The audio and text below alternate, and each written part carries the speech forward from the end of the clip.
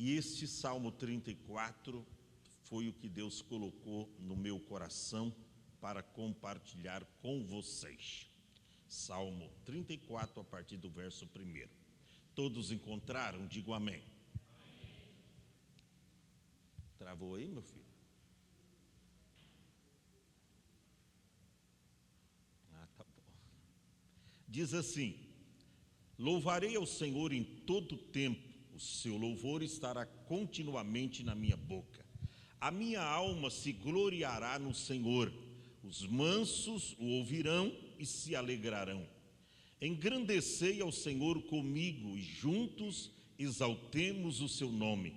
Busquei ao Senhor e ele me respondeu, livrou-me de todos os meus temores. Olharam para ele e foram iluminados, e os seus rostos não ficarão confundidos. Clamou esse pobre, e o Senhor o ouviu, e livrou-o, salvou de todas as suas angústias. O anjo do Senhor acampa-se ao redor dos que o temem, e os livra. Provai e vede que o Senhor é bom. Bem-aventurado é o homem que nele confia. Temei ao Senhor, vós os seus santos, pois não tem falta alguma aqueles que o temem. Os filhos dos leões necessitam e sofrem fome, mas aqueles que buscam ao Senhor de nada têm falta. Vinde, meninos, ouvi-me, eu vos ensinarei o temor do Senhor. Quem é o homem que deseja a vida, que quer largos dias para ver o bem? Guarda a tua língua do mal e os teus lábios de falarem enganosamente. Aparta-te do mal e faz o bem. Procura a paz e segue-a. Os olhos do Senhor estão sobre os justos e os seus ouvidos atentos ao seu clamor. A face do Senhor está contra todos os que fazem o mal, para desarraigar da terra a memória deles. Os justos clamam, e o Senhor os ouve, e os livra de todas as suas angústias. Perto está o Senhor dos que têm o coração quebrantado, e salva os contritos de espírito. Muitas são as aflições do justo, mas o Senhor o livra de todas. Ele lhe guarda todos os seus ossos, nem sequer um deles se quebrará. A malícia matará o ímpio, e os que aborrecem o justo serão punidos. O Senhor resgata a alma dos seus servos, e vou recapitular, e nenhum dos que confiam nele será confundido. Diga amém. Toma o seu assento, em nome do Senhor Jesus. Nós temos um tema para esse salmo: Deus é a solução para os nossos temores. É uma palavra sobre tempos de aflições, tempos difíceis que nós enfrentamos, dificuldades, temores. Quem não tem medo quando o vento assopra ao contrário na sua vida? Quem não tem medo quando a luta vem veementemente contra a sua família e às vezes no segmento de enfermidade, de problemas, de doenças incuráveis, e você se depara com um diagnóstico que você diz: meu Deus, o médico falou que não tem jeito, que eu vou morrer, e você se depara com problemas que aparentemente são insolúveis. E sabe que eu já me deparei também com problemas assim que era intransponível, eram problemas imperiosos, quer dizer, problemas avultados, grandes problemas, e só pelo fato de eu confiar em Deus, Deus me deu o livramento. Deus me tirou a incerteza, Deus me tirou o medo e colocou a fé. Deus colocou a terra e eu pisei em cima dela. E eu fui aumentando a minha intimidade com Deus nos feitos que Deus realizou na minha vida. Deus é a solução para nossos temores.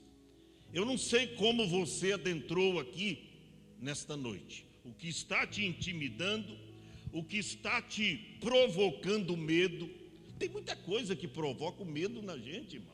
Medo de ir embora do trabalho e pela idade, de repente não arrumar mais um emprego, ou de repente o médico diz, você vai morrer, e você põe aquela palavra no coração, e só de pensar em deixar sua família, isso te causa medo. Quem vai cuidar da minha família? E por aí vai. E esse salmo é uma resposta para quem está com medo de enfrentar imperiosos problemas, lutas, dificuldades da vida. Escute bem isso. O Salmo 34 é um dos salmos agrósticos que cada versículo se inicia com uma letra do alfabeto hebraico, que tem 22 letras. Davi estava com medo de ser morto por Saul. Escute bem isso. Davi estava com medo de ser morto por Saul. E sabe, irmãos, que o medo pode comprometer o nosso raciocínio. Que isso, pastor? É verdade. O medo pode comprometer o nosso raciocínio. E ao fugir de Saul, Davi fez algumas coisas insanas. Ele se fez de doido, ele se descompensou da sua natureza humana. Davi ficou como louco. Que isso, pastor? É verdade. Primeiro nós vamos ver Davi. Ele vai para Nob, que era um lugar onde os sacerdotes viviam. E ali, na casa do sacerdote de Deus, Aimeleque, Davi, ele primeiro cometeu um pecado mentindo.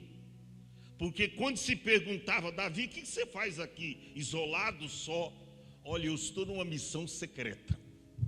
Saul me enviou numa missão secreta. Na verdade, ele estava fugindo de Saul com medo de ser morto por Saul. Mas ele chega lá, na terra aonde viviam os sacerdotes, tinham lá 85 sacerdotes, e ele come do pão que não era lícito comer. Só os sacerdotes poderiam comer aqueles pães sagrados. Só o sacerdote. Por causa dessa atitude de Davi em estar lá e comer isso, posteriormente veio Saul e matou de uma vez os 85 sacerdotes do Senhor.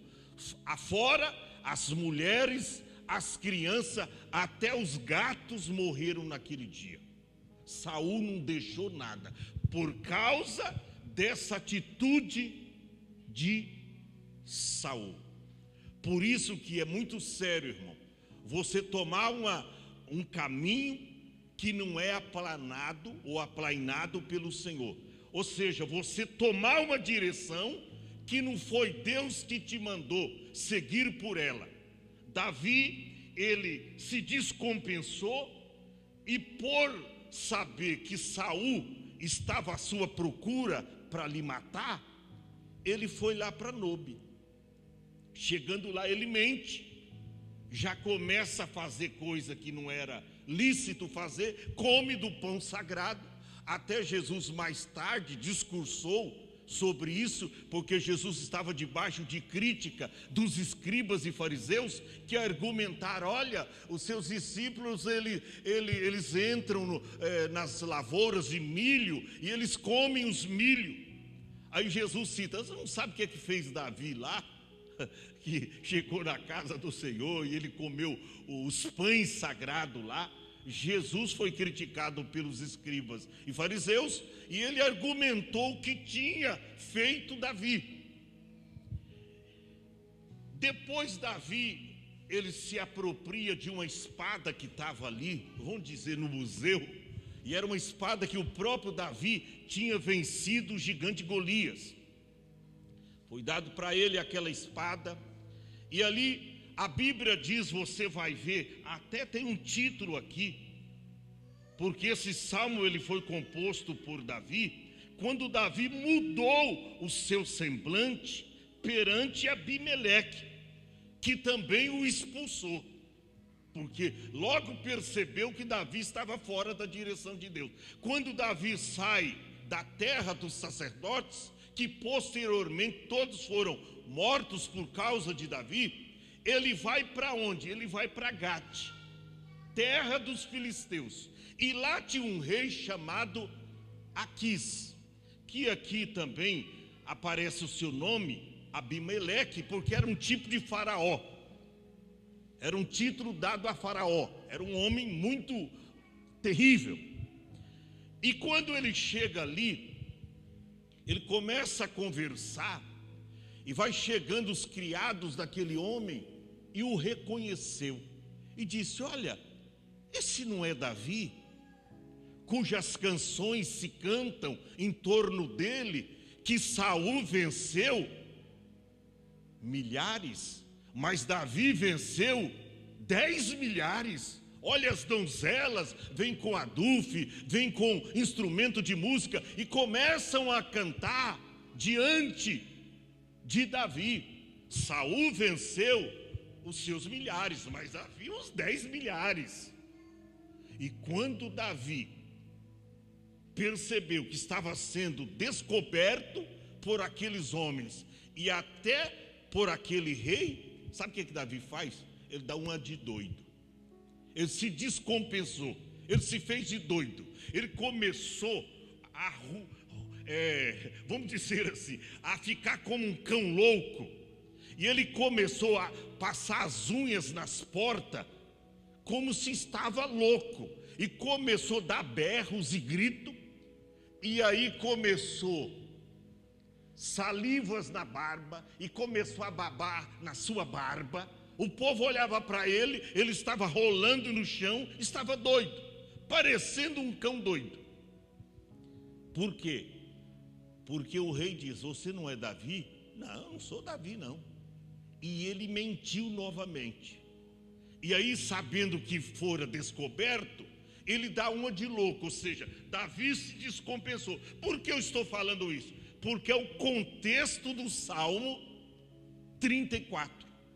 Quando Davi viu que foi descoberto e que o rei Abimeleque poderia mandar matá-lo, até porque ele estava em terra de filisteus, eram os inimigos número 1 do povo de Deus, e eles sabiam do que Davi tinha feito para o seu líder, que era conhecido como gigante Golias. Davi havia matado o gigante. E aí, sendo descoberto, sendo reconhecido, o rei diz: não, eu não quero, está cheio de doido aqui na minha terra, está cheio de doido aqui na minha corte, eu não quero mais nenhum doido para ficar aqui. Aí a Bíblia diz que ele expulsou Davi dali, da terra de Gate, terra dos filisteus. E a Bíblia diz que Davi foi para onde? Davi foi para a caverna de Adulão. E é na caverna de Adulão que Davi compôs um dos salmos mais lindos da Bíblia Sagrada, proeminente, exatamente o salmo de número 34. Davi estava na caverna, e ali Deus começou a falar com Davi.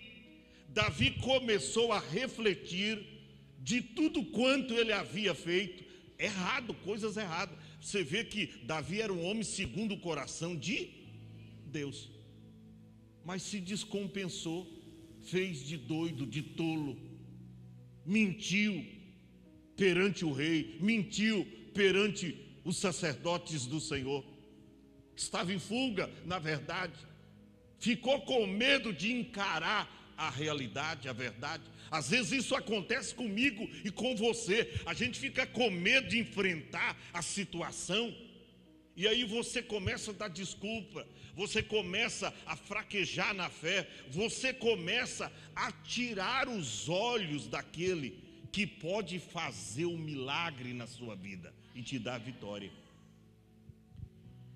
Mas o que me chama a atenção é que em meio a esse tão grave problema que Davi estava enfrentando, esse problema imperioso, essa aflição, essa dificuldade terrível, Davi entra na caverna de Adulão e ele vai orar ao Senhor. Ele vai orar ao Senhor. E a Bíblia diz que todos os dias que Davi esteve no lugar forte, porque a caverna de Adulão era conhecido como lugar forte, ele foi procurado por homens ali, cada um tinha um problema, ele foi procurado por aqueles homens, e Davi se fez chefe deles. Eram uns 400 homens, e Davi ficou ali, olha para cá, muitos dias na caverna de Adulão. Esta é a parte histórica do livro ou do Salmo 34. E aí, Davi recebe a inspiração do Todo-Poderoso Deus para escrever esse lindo salmo. Irmãos, a difícil missão de viver bem nos dias da adversidade. Gente, Davi estava numa caverna. Caverna não é lugar de gente. Caverna é lugar de sapos, cobras. O que tem mais na caverna? Mau cheiro. Vamos abrir um leque aqui, vamos esmiuçar. O que tem mais na caverna? Escuridão. Caverna não bate sol não, irmão. Escuridão. Caverna é lugar de se esconder da polícia. Hoje, quando alguém entra numa caverna, é para esconder de uma polícia, ou para visitar uma parte histórica de um estado ou de uma região. Mas só ninguém quer viver na caverna. E Davi esteve ali meses na caverna de Adulão, e 400 homens com Davi ali. Mas o que me chama a atenção é que Davi, ali na caverna de Adulão, ele canta um dos mais lindos salmos da Bíblia Sagrada. E ele começa no versículo 1 do Salmo 34. Louvarei ao Senhor em todo o tempo. Gente, era tempo de dificuldades. Davi, olha para cá, já era rei. Tinha ficado 12 anos praticamente em Hebrom, mas ele não assumiu o trono, foi ungido e voltou para cuidar de ovelhas. Escute bem isso. Todavia, Davi estava sendo perseguido. E olha, Davi tinha uma popularidade nessa época muito grande, porque até o filho do rei, Jonatas, era simpatizante de Davi. Ele gostava de Davi. Quem deveria ser o sucessor de Saul era Jonatas.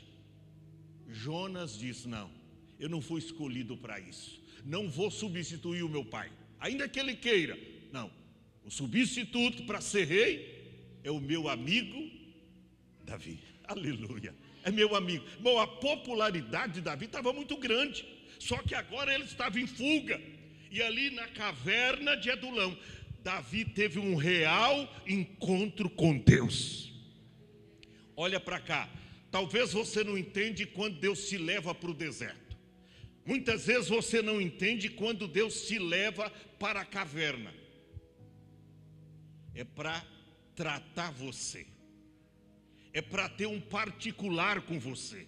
Deserto não é um lugar definitivo, é um lugar de passagem. Caverna não é para você morar todos os dias da sua vida, não. É um tratamento de Deus para você. Deus vai te alimentar, Deus não vai deixar faltar nada, Deus vai cuidar de você. Deus cuidou de Davi e também daqueles quase 400 homens ali. E foi ali que Davi compôs o salmo. E ele diz: olha, eu louvarei ao Senhor em todo o tempo, e o seu louvor estará continuamente na minha boca. E aqui, isso aqui é contundente para mim e para você, porque tem gente que só louva a Deus quando o vento assopra favoravelmente. Aí, vou para a igreja, vou adorar a Deus. Aí ele chega aqui, extravasando. Ele chega aqui todo alegre, maravilha, a despensa está cheia, tô num emprego, ganho bem, carro novo na garagem, eu tenho popularidade, eu tenho tanta coisa. Ele chega aqui, eu quero ver você chegar aqui todo quebrado, todo arrebentado, endividado, perseguido, doente, mas você chega aqui, levanta a sua mão e diz: olha, diabo, você pode vir, pode enviar os seus demônios, mas eu não vou desistir jamais. Eu vou adorar, eu vou glorificar, eu vou servir a Deus, mesmo doente, mesmo moribundo, mesmo sem dinheiro, mesmo sem trabalho, mas eu não vou cessar de adorar o meu Deus. Por isso que a Bíblia diz: em tudo dai graças, porque esta é a vontade de Deus em Cristo Jesus para convosco. Em tudo dai graças. Davi estava ali naquela caverna, mas ele diz: olha, é um bom momento, é uma boa oportunidade para me estreitar o meu relacionamento com Deus. E ele diz: eu te louvarei em todo tempo, e o seu louvor estará continuamente na minha boca. Ou seja, Senhor, eu vou te louvar no culto de domingo, mas na segunda-feira eu vou te louvar também, na terça, na quarta, na quinta, na sexta, no sábado. Ou seja, Senhor, eu não vou cessar de te adorar, eu te louvarei, Senhor, continuamente. Por que os nossos cultos hoje são diferentes? Porque o culto ocorre ou desenrola conforme o humor das pessoas. Se você chega aqui desanimado, tédio, desgostoso, aflito, descontente, você não tem razão para cultuar. Você chega aqui, mas não consegue esboçar uma atitude de louvor a Deus.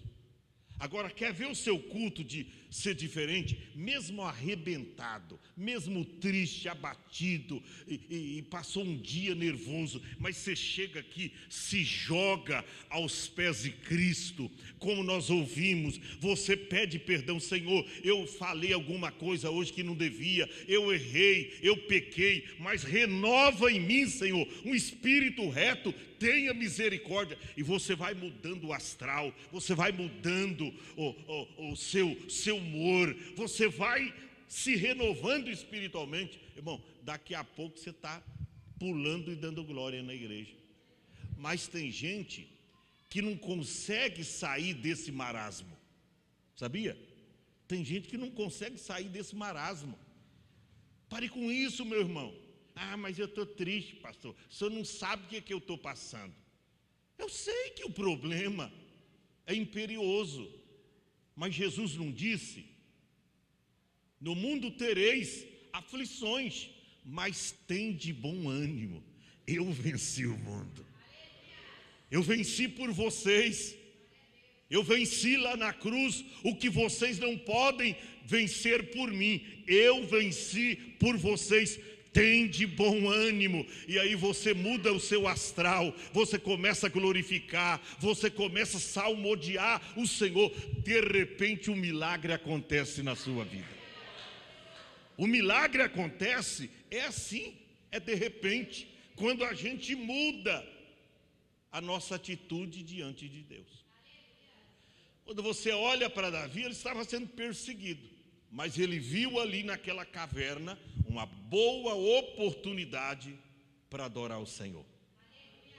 Ele diz no verso de número 2: a minha alma se gloriará no Senhor. E agora não era apenas do homem terráqueo, terreno, terrestre. Era do homem interior, porque falava da alma, do seu espírito. Ele diz: a minha alma se gloriará no Senhor. É você adorar a Deus com a alma. Era mandamento no passado, que as pessoas tinham que amar a Deus de todo o seu coração, com toda a sua alma e com todo o seu entendimento. Tinha que louvar a Deus, adorar a Deus com a alma. E ele diz: a minha alma vai te glorificar, tá? Os mansos o ouvirão. Mansos aqui são os pacificadores, são os justos. E ele diz, os mansos o ouvirão e se alegrarão. Ou seja, quem for justo, quem for pacificador, quem for da paz, vai se juntar comigo para adorar o teu nome, gloriar no Senhor. Verso 3, ele faz um convite: engrandecei ao Senhor comigo e juntos exultemos o seu nome. Será que você tem convidado? Tamanha é a sua alegria, às vezes enfrentando lutas, problemas, as adversidades da vida, mas você tem uma alegria tal contagiante, que você convida as pessoas para vir para a igreja, para adorar a Deus com você. Ele disse: olha, engrandecei ao Senhor comigo. Ele convidava pessoas para, juntamente com ele, adorar a Deus. Mas como é que eu vou convidar pessoas para adorar a Deus comigo, se nem eu estou adorando? Se a luta vem, eu me abato. A luta vem, eu arreio. Arriar, você sabe, irmão? Talvez tem gente que não sabe esse tipo de linguajar. Está arriado. Como é que você vai convidar pessoas para adorar a Deus com você dessa forma? As pessoas vão olhar para você: mas você vai assim para a igreja? Rapaz, tu está muito com a cara desanimado. O que está acontecendo? Daqui a pouco o ímpio vai estar pregando para você, porque se os justos se calarem, as próprias pedras clamarão, disse Jesus. Por isso que tem gente que chega na igreja, está calado, lábios cerrados, maxilar engessado, parece um quadro, sabe esses quadros? Assim tem crente, irmão, parece um quadro. Ele não parece que não tem razões para adorar a Deus, não tem alegria para adorar a Deus, ele não tem motivação para adorar a Deus. Olha, não precisa ter um pregador famoso aqui para você dar glória a Deus, não precisa ter uma cantora gospel de renome para você adorar a Deus. Você tem aqui a presença do Pai, do Filho, do Espírito Santo. Irmão, adore a Deus e Deus vai mudar. Quando eu leio o livro de Jó, eu fico maravilhado, porque se é um homem que não tinha nenhuma razão para adorar a Deus, era Jó. Porque Deus o entregou à mercê de Satanás, e até deu cartas brancas para o diabo. Olha, tudo que ele tem está nas tuas mãos. Poupa, porém, a sua alma, que está lá dentro. Mas tudo, pode levar filho, se quiser levar mulher, leva também. Leva tudo, leva dinheiro, leva tudo. E levou, irmão, levou tudo. A mulher se tornou apóstata. Levou tudo, mas não levou a esperança de Jó. Não levou a fidelidade de Jó. Não levou o compromisso de Jó com Deus. E aí lá no final, Jó se levanta dizendo: porque eu sei que o meu Redentor vive e que por fim se levantará. Glória a Deus. E se levantou, irmão. Se levantou. Ora, mas mesmo assim, Jó adorava. Porque ele disse para a mulher: como fala qualquer doida, assim falas tu. Receberíamos o bem de Deus e não receberíamos o mal. Deus deu, Deus tirou. Bendito seja o nome do Senhor. E ele adorava a Deus nas circunstâncias adversas. Você faz isso, irmão? Quando a coisa não está bem, quando tudo está desmoronando sobre a sua cabeça, você já viu eu aqui desanimado? Tem gente que olha para pastor e diz: não, pastor não tem luta, não tem dificuldade. Irmão, a gente tem problema, mais problema do que de repente você, a sua família. A gente tem problema, mas por que a gente consegue chegar aqui? Não é mostrar que nós somos mais do que vocês, ou super-homens, ou semis-deus, não. É porque nós temos o Espírito Santo. E o Espírito Santo testifica com o nosso espírito, dizendo: meu filho, fica tranquilo, isso não vai durar muito tempo. Esse deserto não é definitivo, é uma passagem. Deus está aprimorando a sua fé, Deus está forjando o seu caráter. Mas, meu filho, com Deus há sempre o final feliz. E logo, logo tudo muda, irmão. Eu lembro de um corinho, talvez a Tânia lembra desse corinho, o Cleves também, que dizia: a luta vem e passa, não desanimes não, quem crê em Jesus Cristo já tem a salvação. E a gente chegava para os irmãos que estavam em luta, inseridos em dificuldade, e começava a cantar: a luta vem e passa, não desanimes não, quem crê em Jesus Cristo já tem a salvação. Mas a luta vem e passa, não desanimes não, quem crê em Jesus Cristo já tem a salvação. Aí é pai contra pai, irmão contra, e por aí vai. E a gente com isso fazia corações tristes e dolorosos se alegrar na presença do Senhor. Olhe para cá, essa palavra é para você sair daqui turbinado, alegre, feliz, dizendo: eu estou esperando a minha vitória em Cristo e ela virá a qualquer momento. Ela virá. Verso de número 4, ele diz: busquei ao Senhor e ele me respondeu, livrou-me de todos os meus temores. Daí o nosso tema, que Deus é a solução para todos os nossos temores. E ele declara: eu busquei ao Senhor. Quer que Deus dê uma virada na sua vida? Olha, até 31 de dezembro tem muito tempo. Tem muito tempo, irmã Vera. Até 31 de dezembro Deus pode fazer coisas extraordinárias na sua vida. Quer que Deus dê uma virada? Confie no Senhor. Busque a Deus, porque ele testifica dizendo: busquei ao Senhor e ele me respondeu, livrou-me de todos os meus temores. E aí ele dá um testemunho: olharam para ele e foram iluminados, e os seus rostos não ficarão confundidos. Quer sair da confusão da mente, dos problemas?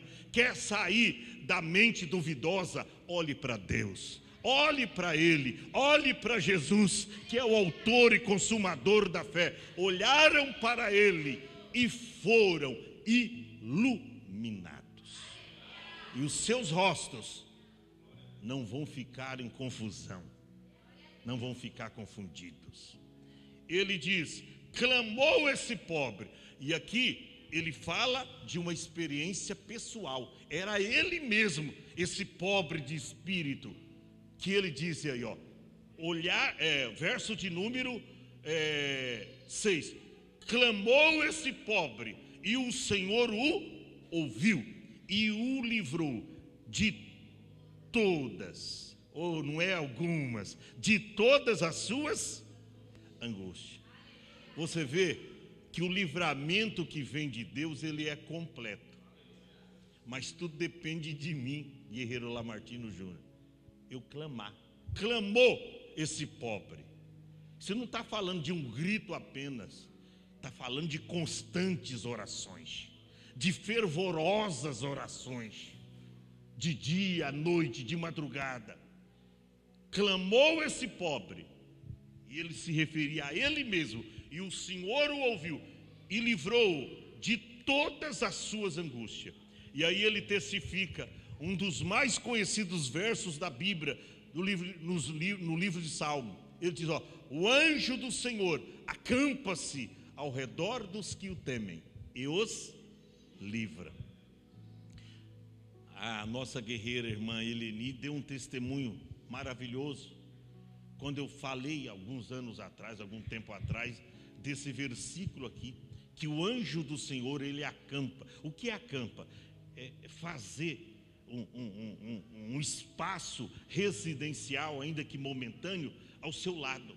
Você está num lugar perigoso, Deus está te guardando ali. Você está num lugar onde só tem pessoas ruins, às vezes trabalha, né? Às vezes no trabalho tem gente que quer te prejudicar, quer que você vá embora para tomar o seu lugar. Só que o anjo do Senhor está ali, está vendo tudo, e ele te dá livramento. Você pode estar em cima do andaime, lá num prédio de 20 andares, naquele balancinho lá que é até contra a lei, mas o anjo do Senhor está ali para te dar livramento, irmão. Isso aqui é algo extraordinário. Se eu tivesse tempo para falar só desse versículo de número 7. Ele diz: provai e vede, verso 8, que o Senhor é bom.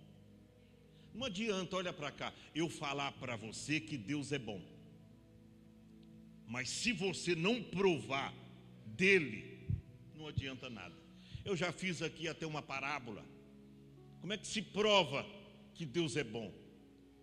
É fácil. Eu estou aqui diante de vocês, me chega às mãos uma laranja e uma faca. Eu começo a descascá-la, e depois da laranja descascada, eu pergunto para os irmãos: e aí, irmãos, a laranja está doce ou está azeda? É óbvio. O que os irmãos vão responder? Pastor, o senhor está zoando a gente, o senhor está chupando a laranja. Só o Senhor sabe se ela está doce ou se ela está azeda. Só aqueles que provam do amor de Cristo pode dizer verdadeiramente que o Senhor é bom. Israel provou, está lá no Salmo 73. Israel provou verdadeiramente o Senhor é bom para aqueles que o amam, para aqueles que o temem. Outro sim, é a mesma coisa chegar aqui em minhas mãos um prato contendo nele um bife à milanesa. É um dos meus prediletos. E aí, uma faca, um garfo, eu começo a comer e saborear esse bife diante dos irmãos. Quem não jantou, espera um pouquinho aí, tá bom? Aleluia. Matias, que gosta de uma picanha lá e do contrafilé, já está rindo. Chega aqui em minhas mãos o prato, a faca e um garfo. Eu começo a saborear, comer o bife. Depois de comer o bife todo, aí eu pergunto para os irmãos: e aí, irmãos, como é que está o bife? Está gostoso, está saboroso? Qual vai ser a resposta dos irmãos? Pastor, peraí, é o senhor que está comendo, só o senhor pode saber se está bem temperado, se está salgado, se está gostoso. Assim é o amor de Cristo, irmão. Não adianta, às vezes você fala para o pecador que Jesus é bom, que Jesus é maravilhoso. Enquanto essa pessoa não provar, não experimentar o amor de Cristo, irmão, ela não saberá verdadeiramente que o Senhor é bom. Por isso está dizendo para mim e para você: provai e vede que o Senhor é bom. Primeiro a pessoa prova, e aí ela vai sair por aí. É por isso que quando um novo convertido aceita Cristo, e ele passa pela água batismal, e logo quando se ganha, ou se tem a primeira oportunidade dele, você dá a primeira palavra: irmãos, eu estou feliz. Se eu soubesse, irmão, que Jesus é tão maravilhoso assim, eu teria aceitado ele mais tempo antes, irmão. Sabe o que é isso? Porque agora ele provou do amor de Deus, e ele pode dizer afirmativamente que Deus é bom. Verso 9: temei ao Senhor, vós os seus santos. Santos aqui não são esses que ficam pendurados na parede, não. São esses que estão aqui nessa noite. É eu, é você. São os santos, os justos do Senhor. E a Bíblia diz: temei ao Senhor, vós os seus santos, pois não tem falta alguma aqueles que o temem. Tem falta alguma. Você vai dizer como o Salmo 23: o Senhor é o meu pastor, nada me faltará. Não faltam as provinhas de vez em quando, né, irmã velha? Não faltam as lutas, as enfermidades, mas não falta vitória, não falta alegria, não falta bênção para a sua casa, para a sua família. Não falta. Prova faz parte, aflições faz parte. Tudo com relação a essa vida, o nosso viver, a nossa vivência aqui, faz parte. Mas Ele é bom. Independente de tudo, Deus é bom. Verso de número 10: os filhos dos leões. Tem uma expressão que são os leõezinhos. Os filhos dos leões necessitam e sofrem fome, mas os que buscam ao Senhor, aqueles que buscam ao Senhor, de nada tem falta. Está te faltando alguma coisa, irmão? Eu garanto que não está. Até luta para você enfrentar tem, rapaz. Tem gente que não sabe entender o Salmo 23. O Senhor é o meu pastor, nada me faltará. E ele pensa que não vai, que não vai faltar às vezes um dinheiro, não vai faltar alegria em alguns momentos. Irmão, não é isso. No original esse salmo: o Senhor é o meu pastor e Ele não me faltará. Ou seja, ainda que eu passe pelo vale da sombra da morte, Ele vai estar comigo. Ainda que eu passe pelo deserto, Ele estará comigo. Ainda que eu entre na cova dos leões famintos, Ele vai estar comigo. Porque Ele é o meu pastor e Ele não me faltará. Esta é a verdade. Por isso que diz que aqueles que buscam ao Senhor, no verso 10, de nada tem falta. Vou caminhando para o final. Vinde, meninos, ou seja, filhinhos, ouvi-me, e eu vos ensinarei o temor do Senhor. Quem estava mentindo horas atrás, agora já está até ensinando, né? Você já pensou? Quando aqueles homens, eram 3 classes de homem que entraram na caverna com Davi: os endividados, os amargos de espírito, e quem mais? Eram 3 classes de pessoas: os endividados, os amargos de espírito, e a Bíblia diz que Davi o fez chefe deles. Olha, quem mentiu até um tempo atrás aí, estava dando uma de doido, insano, agora, irmão, está até ensinando. Está vendo? Quando você tem um particular com Deus, como a vida muda. Às vezes eu olho para algum tipo de crente, e às vezes eu fico pensando assim: se esse crente entrasse na sala do trono, no secreto, se esse crente entrasse num particular com Deus, Deus ia mudar essa situação rapidinho. Deus ia curar esse câncer. Deus ia abrir a porta. Deus ia fazer milagre aqui, ali, acolá. Se esse crente entrasse no lugar secreto para orar. Irmão, esboça uma atitude hoje, pelo amor de Deus. Mude esta situação antes que o ano se finde. Mude esta situação. Você tem possibilidade de mudar a situação. Quando eu digo você, é uma atitude sua, porque Deus não vai mudar nada enquanto você ficar aí arriadão, prostrado, caído, temeroso. Deus não vai mudar, mas toma uma atitude de fé para ver se Deus não vai mudar essa situação rapidinho. Deus muda. Verso de número 12. Quem é o homem que deseja a vida, que quer largos ou muitos dias para ver o bem? O que ele tem que fazer? Guarda a tua língua do mal, fuja do mal, irmão, e os teus lábios não falem enganosamente. Ele tentou enganar lá em Nob, ou Nob, né?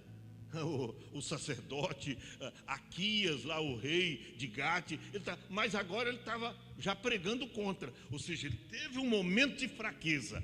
Mas Davi, quando se descompensou, ele viu que tinha falhado. Quando ele entra na caverna, ele tem um encontro com Deus, e a vida de Davi é completamente mudada.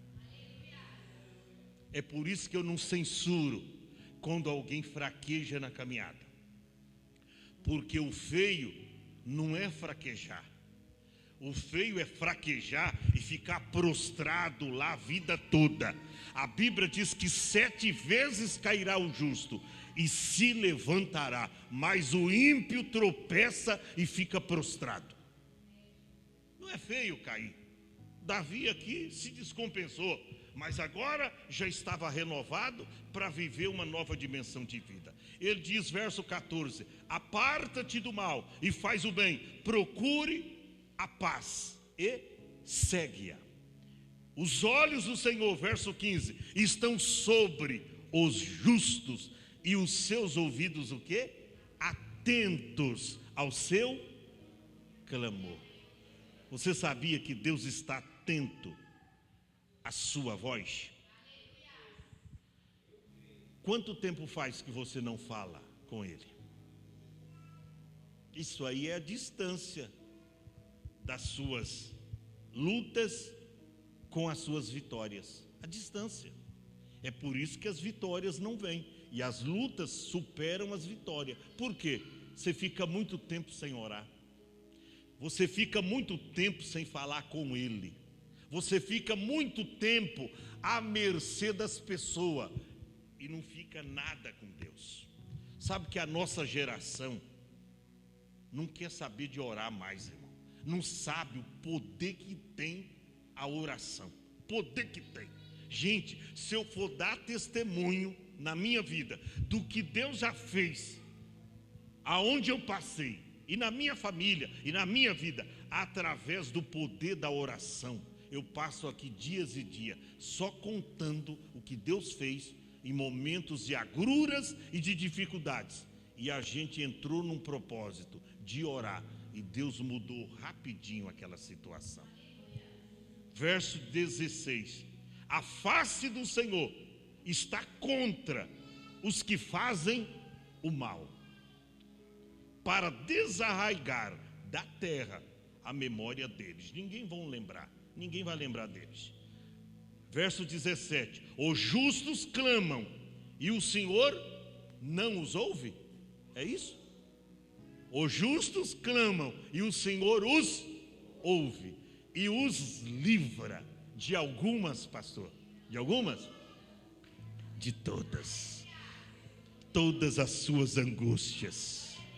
Elas têm começo, meio e fim. E Deus me manda te dizer que já está chegando no final. Aleluia. Se você está crendo, se você está orando, se você está buscando, os justos clamam e o Senhor os ouve e os livra de todas as suas angústias.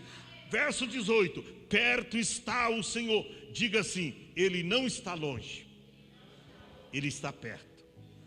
Perto está o Senhor.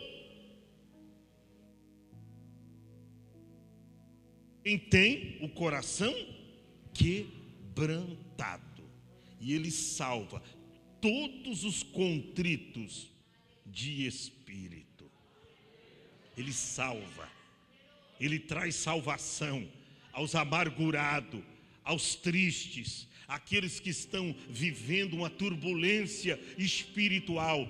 Deus traz a resposta, Deus traz o livramento, Deus traz o milagre, Deus leva a esperança, Deus exerce a paz. Por quê? Porque é promessa dele. Muitas são as aflições do justo. Irmão, se a Bíblia diz que são muitas, por que tem um evangelho falso aí fora dizendo que você não fica doente, que o crente está isento de lutas, de dificuldade? É mentira, irmão. É um evangelho mentiroso. Aí está dizendo que o justo, ele tem muitas aflições. Só que tem uma coisa: o Senhor o livra de todas. Ele diz: Ele guarda todos os seus ossos, nem sequer um deles se quebra. A malícia matará o ímpio, e os que aborrecem o justo serão punidos. Fique tranquilo, irmão. Não queira fazer vingança com as suas próprias mãos, não, de quem faz o mal para você. Sabe por quê? Aí tem uma promessa de Deus para você: aqueles que aborrecem o justo, eles serão o quê? Punidos. A horrenda coisa, diz lá em Hebreus, é cair nas mãos do Deus vivo. E finalizo. Ele diz: a malícia matará o ímpio, os que aborrecem o justo serão punidos. O Senhor, verso de número. E olha, isso aqui já era um testemunho pessoal de Davi, porque ele foi resgatado. Ele foi resgatado ali naquela caverna. Quando Davi saiu da caverna, você sabe a história. Davi, a partir desse momento, era considerado 300 soldados os valentes de Davi. E segundo os escritos e os manuscritos antigos, o Dr. Goodman, ele relata que esses valentes de Davi saíram todos da caverna de Adulão. Ou seja, era gente que não tinha condições. Dr. Goodman, pode pesquisar, você vai ver. Ele diz que saíram todos da caverna de Adulão, os valentes de Davi. Foram alimentados através da palavra. Quando saíram de lá, eram os guerreiros de Davi, homens de confiabilidade, homens de força, homens companheiros de verdade. Finalizo: o Senhor resgata a alma dos seus servos, e nenhum dos que nele confia será confundido. Fica em pé. Vamos cantar um louvor. Pastor, eu cheguei nesse culto, essa palavra foi para mim, que eu cheguei aqui mal, eu cheguei aqui para baixo, eu não tive nem condições de dar glória a Deus, porque as lutas trouxeram tristeza no meu coração. Trouxeram. Você acredita que Deus pode mudar a tua história hoje aqui? Quantos acreditam? Então nós vamos cantar essa canção. Venham todos para frente que acreditam. Você que acredita que Deus pode mudar a tua história, mas venha com fé, venha confiante, venha glorificando. Se quiser, venha chorando. Saia do teu lugar, você que está aí atrás. Venha, pode vir, pode vir. Altar não toma, altar devolve. Venha mais para frente, pode vir, pode vir. Nós vamos cantar um louvor para Deus. Venha glorificar.